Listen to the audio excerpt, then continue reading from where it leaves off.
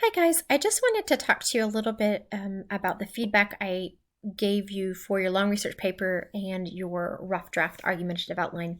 I've given you individual feedback. Please look at that before you turn in your papers. And I just want to talk about some common mistakes that I'm seeing. So in your long research paper, the length, it's 8 pages. It's not total, it's of written text. So your works cited page is not included in this. It's double space, Times New Roman, you remember. The sources, you need to have 8 different sources and you need to use them in your paper and include them on a works cited page that will be a part of your final grade.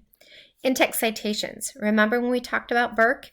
If you list the author, you can just list the page number. If no page number is necessary, you've already done your due diligence.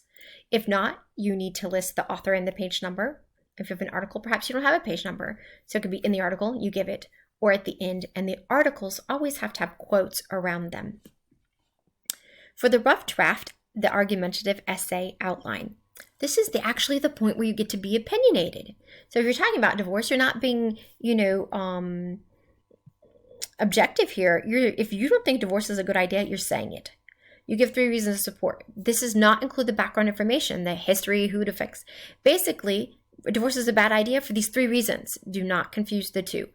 The refutation, this is the paragraph right before the conclusion, where you take into account the opposing viewpoint on one specific point, and you root both the counterclaim and the rebuttal in source.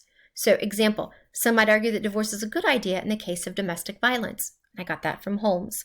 Concession, you don't need a source because just you agreeing this might be true. Rebuttal, most divorces are not caused by domestic violence but because of conflicts in finances. And I rooted it in source Miller. I hope this is helpful. As always, if you need me, you can reach out to me via email, text, or phone. We're almost there. Thank you so much for keeping up the hard work.